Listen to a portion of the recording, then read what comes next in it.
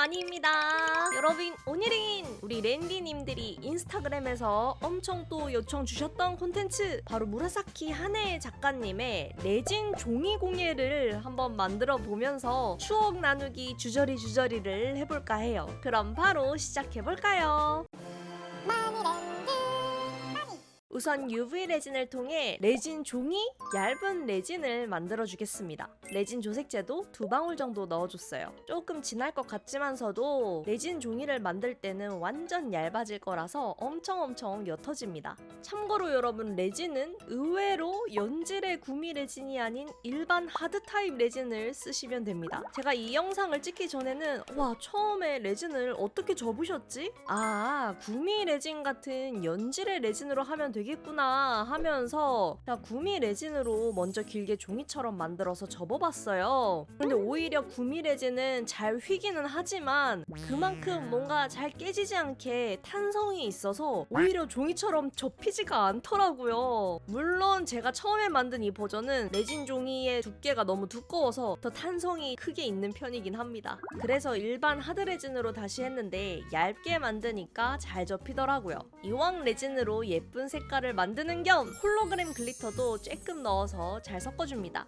잘 섞인 레진은 아주 얇고 길게 실리콘 매트 위에 뿌려주고 그 위에 또 실리콘 매트를 얹어서 자 같은 밀대를 사용해서 아주 얇게 레진을 펴주었습니다. 무슨 과자 젤리 같은 걸 만드는 기분이었어요. 이대로 램프에 구워주면 짜란! 이렇게 분홍색인지 잘 티도 안 나는 롤젤리! 아니, 레진판 완성입니다. 이게 최대한 얇게 만드는 게 포인트입니다, 여러분. 이 얇은 레진판을 커팅 매트 위에 두고 큰 게 안 보여서 작은 걸로 썼어요. 두께는 약 7mm, 길이는 최소 15cm 정도 될 수 있도록 커팅을 해주었어요. 손 조심조심! 그럼 이렇게 짠!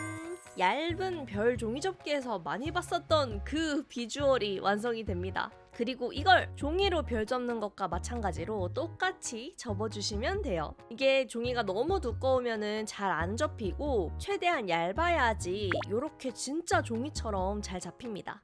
여러분은 언제 별 종이 접기를 해본 기억이 있으신가요? 저는 초등학교 저학년 때 이 종이 접기를 특히 열심히 했었던 기억이 있는데요. 그때 종이별을 100개 접어서 예쁜 병 안에 가득 채우면 소원이 이루어진다던가, 학을 1000개 접어서 좋아하는 사람에게 선물하면 고백에 성공한다던가, 그런 K 초딩 미신들이 난무했었는데 저는 늘 별 100개는커녕 한 10개 정도만 만들고 포기했었던 것 같아요. 그래도 그 시절에 제일 친했던 친구가 별을 접어서 예쁜 별 모양 통에 한가득 넣어서 선물을 해줬었는데 그게 만들기 얼마나 어려운지를 제가 알다 보니까 더 감동받았었던 기억이 있어요. 아직도 그 친구랑은 종종 연락을 합니다. 여러분도 종이별에 특별한 추억이 있다면 댓글로 남겨주세요.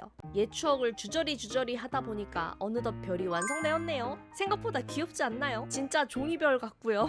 이렇게 레진이 진짜 종이처럼 접혀지는 게 너무 신기했어요.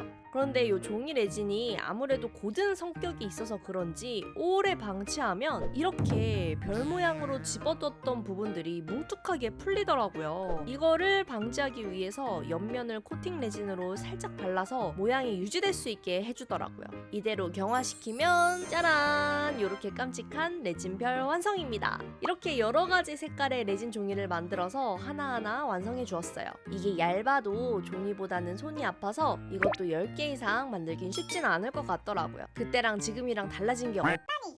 와중에 철판 아이스크림처럼 글리터류를 조금 다양하게 넣어봤는데요. 요 금박 플레이크를 넣은 버전이 예상외로 진짜 예쁘게 나오더라고요. 너무 예쁘죠? 오히려 종이를 자르니까 면적이 작아져서 아쉬웠습니다. 나중에 좀 넓은 버전으로도 얻다 써먹을 수 있지 않을까요? 금박 플레이크 여러분 왕 추천합니다. 그렇게 완성된 파스텔톤의 레진별들, 와 정말 귀엽다. 근데 이걸 어디다 쓰죠? 네, 제가 처음에 생각했듯이 분명 굳이? 왜?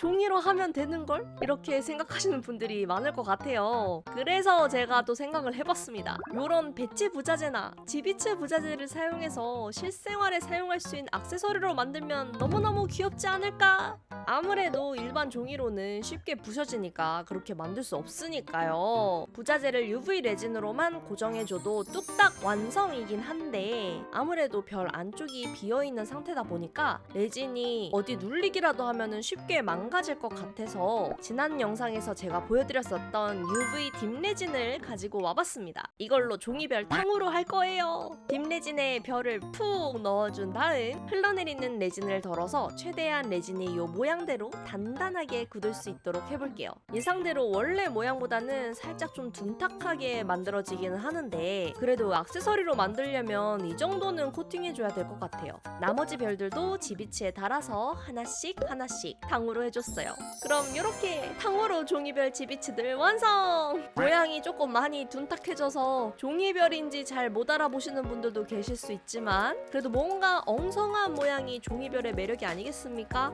작은 보석 조약돌들 같고 너무너무 귀여워서 저는 마음에 들었어요. 자, 요거를 크록스에 달아주고 올게요.